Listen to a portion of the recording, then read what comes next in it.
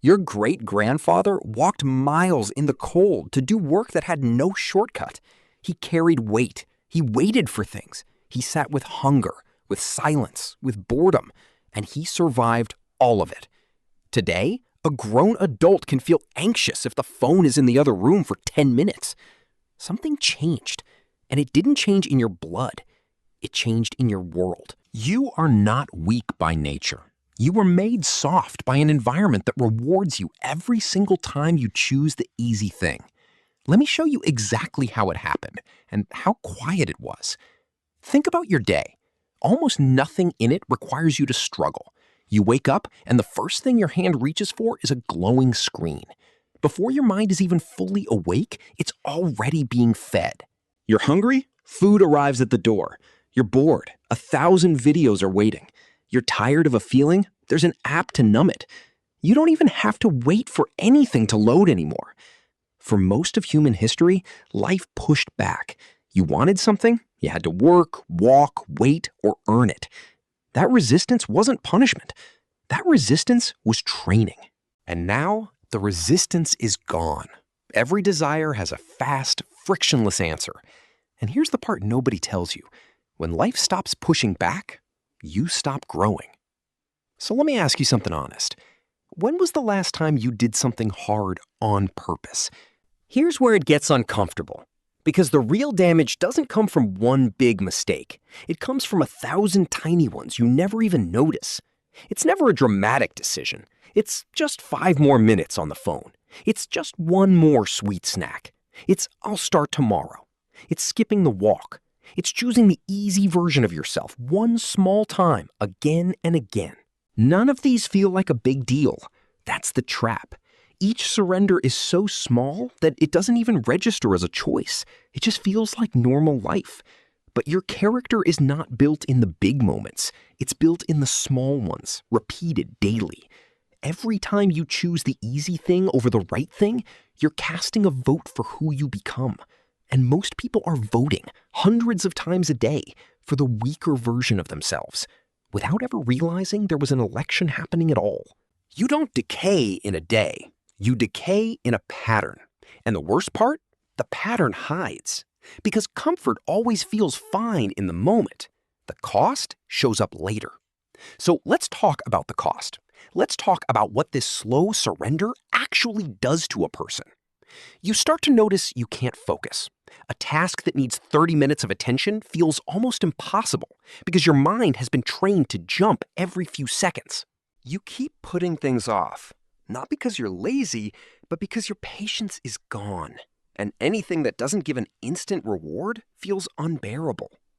You eat when you're not hungry. You scroll when you're not interested. You stay up late staring at a screen, then wake up exhausted and reach for that same screen again. And then comes the quietest cost of all. You start to lose respect for yourself because deep down, you know what you said you'd do. You know what you keep avoiding. You know you're capable of more, and every easy choice puts a little more distance between who you are and who you could be. That gap is where the tiredness lives. That gap is where the anxiety comes from. It's not always your circumstances. Sometimes it's the weight of knowing you've stopped fighting for yourself. But here is where I have to stop and be fair. Because if I leave it here, I've told you a lie by leaving out half the truth. Comfort is not the enemy. A soft bed is not evil. Good food is not a sin. Technology is not your destruction. Rest, warmth, ease, these are gifts. And there is nothing noble about pretending you have to suffer to have worth.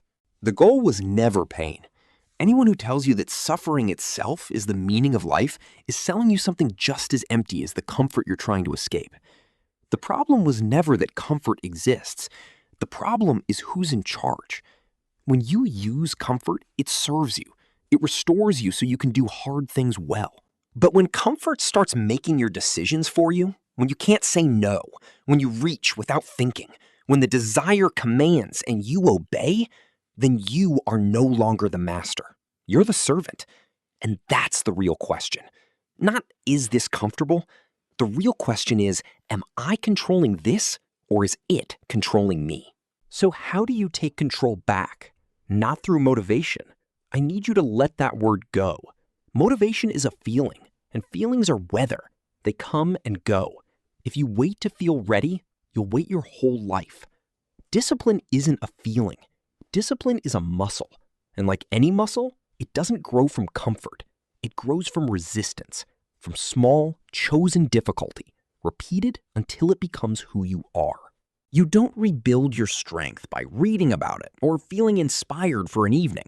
You rebuild it the same way it was lost, one small choice at a time. Except now the choices point in the other direction. Every time you choose the slightly harder right thing over the easy wrong thing, you're not just completing a task, you're proving something to yourself. You're showing yourself that you are the one deciding, and that proof is what self-respect is actually made of. You don't need to change your whole life this week. You just need to win a few small votes back. So let me give you 3. First, protect the first 30 minutes of your morning. No phone. Not while you're still in bed, not before you've even stood up. Those first minutes set the tone for your entire day. If the first thing you do is hand your attention to a screen, you've told your mind that it isn't in charge. The feed is. Give yourself 30 minutes that belong to you before you give the world access. Drink water, pray, think, plan, stretch, breathe. Start the day as the one in control. Second, choose one small discomfort every single day, on purpose. Not something extreme, not something harmful.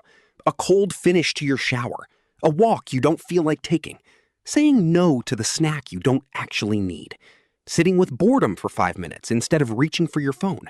It sounds tiny. It is tiny. That's the point. You're not trying to suffer. You're training the muscle that lets you do hard things, so that when something truly hard arrives, you've already practiced being the kind of person who doesn't run. Third, stop satisfying every desire the instant you feel it. When the urge comes to check the phone, to eat, to quit, to scroll, pause. Just wait. Even 10 seconds. Let the desire exist without obeying it immediately.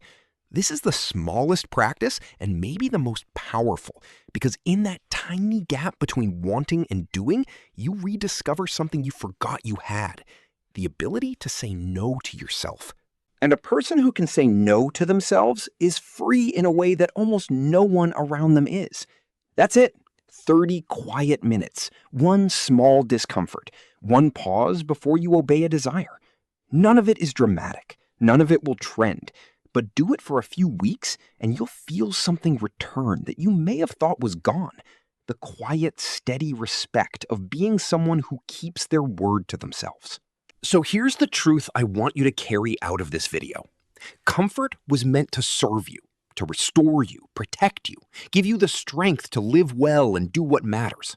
But the moment you start serving comfort, the moment you can't sit still, can't wait, can't say no, can't do anything hard, you've handed over the one thing no one can give back to you. You've handed over yourself. You don't need a harder life. You need to stop being ruled by an easy one. Comfort should serve the person. But when the person begins to serve comfort, he slowly stops being his own. Take yourself back, one small, hard, honest choice at a time.